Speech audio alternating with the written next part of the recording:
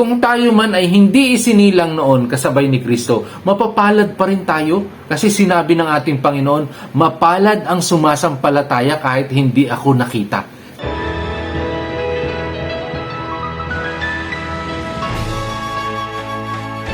Pumunta si Jesus sa kanyang bayan at nagturo sa mga tao sa kanilang sinagoga. Namangha silang lahat at nagsabi, Saan kaya galing ang kanyang karunungan at natatanging kapangyarihan? Di ba't siya ang anak ng karpintero? Di ba't si Maria ang kanyang ina? At sina Jose, Jaime, Simon at Judas ang kanyang mga kapatid? Hindi ba't narito sa piling natin ang kanyang mga kapatid na babae? Ano't nangyari sa kanya lahat ng ito? At bulag sila tungkol sa kanya. Sinabi naman sa kanila ni Jesus, Sa kanyang sariling bayan lamang at sambahayan hinahamak ang isang propeta. at kaunti lamang ang kanyang ginawang himala roon, sapagkat kulang sila sa pananampalataya.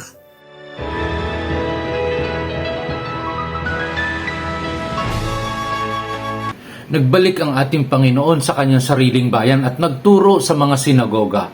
Ang maganda nito, ang ganda ng kanyang pagtuturo, marami ang humanga. Pero after nung paghanga, ang kasunod noon, ang conclusion noon ay saan nanggaling ang karunungan ng taong ito. Samantalang kilala natin, anak lang siya ng karpentero. Kilalang kilala kasi ng mga tao doon ang kanyang pagkabata. Alam nila na si Maria at Jose ang kanyang mga magulang. Tapos ikiklaim niya na anak siya ng Diyos. Kaya para sa mga relihiyoso ng mga panahong iyon, isang pambabasto sa Panginoong Diyos ang ginagawa ni Jesus. Dahil sasabihin niyang anak siya ng Diyos ay alam na alam naman ng lahat na siya ay anak ni Jose at ni Maria. Pero hindi maabot ng kanilang isip at ayaw kasi nilang buksan ang kanilang puso.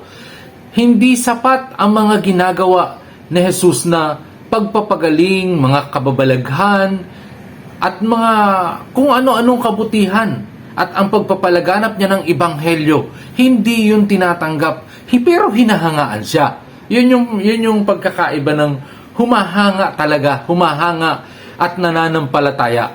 Kaysa sa humahanga ka at meron kang halong pag-inggit sa katawan. Kung yung totoo, sa totoong buhay, kung isa ka o isa tayo sa nandun, kilalang kilala natin ang taong ito. Maniniwala kaya tayo kung sasabihin niyang anak siya ng Diyos? Sa una siguro, marami ang hindi talaga maniniwala. Kahit ako mismo sa totoo lang, hindi agad-agad ako maniniwala.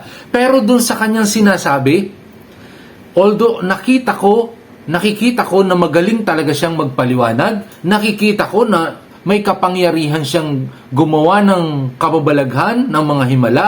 Kapag ganun lang, may question mark pa rin. Pero ang maganda nito, bukod sa ginagawa niyang mga kababalaghan, bukod sa ginagawa niyang pagpapatotoo na siya ay anak ng Diyos, nakikita mo sa kanyang gawa na siya ay mabuting tao talaga at ginagawa niya yung kalooban ng Ama. Constant yung kanyang pananalangin, makikita mo talaga na iba siya. Maaaring kung bubuksan lang natin ang ating isip, kung nandun tayo sa sitwasyong yon, kung bubuksan natin ang ating isip at ang ating puso, mawawala ang inggit at papasok yung katotohanan ng kanyang aral. Kaso marami talaga noong mga panahong iyon ang nangingibabaw ang inggit. Nakasarado ang puso, kaya kahit anong gawin, kahit gaano karaming tinapay ang paramihin niya at mga isda, kahit mga pilay ay palakarin niya, kahit ang mga bulag ay makakita, hindi niya makukuha ang loob ng mga kababayan niya. Kaya hindi man sa zero, pero kokonti ang kanyang napagaling. Kokonti ang kanyang himala na ginawa sa sarili niyang bayan. Kasi nga hindi naniniwala. Kakaunti kasi ang naniniwala, kaya kakaunti ang kanyang himalang nagawa. Pero kung lahat ng tao ay naniniwala, of course, mas marami siyang magagawa kung marami ang naniniwala. Kilalang kilala nga kasi siya na siya ay anak lamang ng isang karpentero at may panghahamak pa doon. Lingid sa kaalaman ay siya na yung pinili.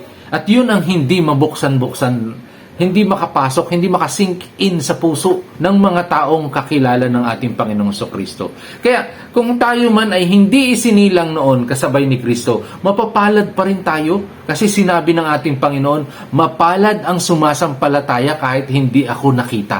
kahit hindi natin nakasabay si Jesus, kahit hindi natin nakilala ng personal, pero kung tayo sumasampalataya, higit tayong mapalad doon sa kanila. Ang hamon ngayon ay paano natin makikita ang ating Panginoon sa ating kapwa.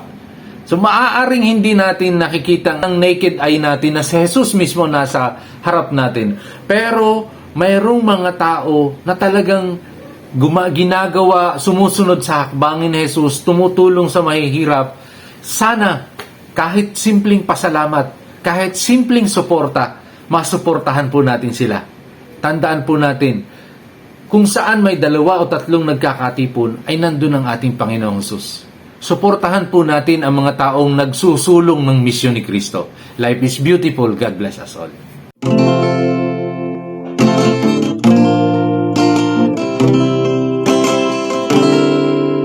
Nais ko ibalita sa aking kalaro, sa bawat kaibigan kalayo,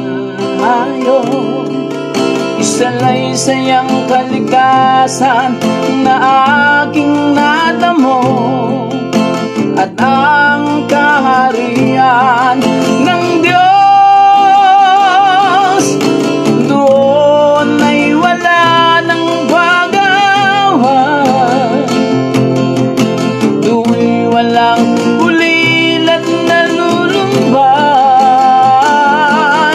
walang hanggan ang ating buhay sa kaharian ng Diyos.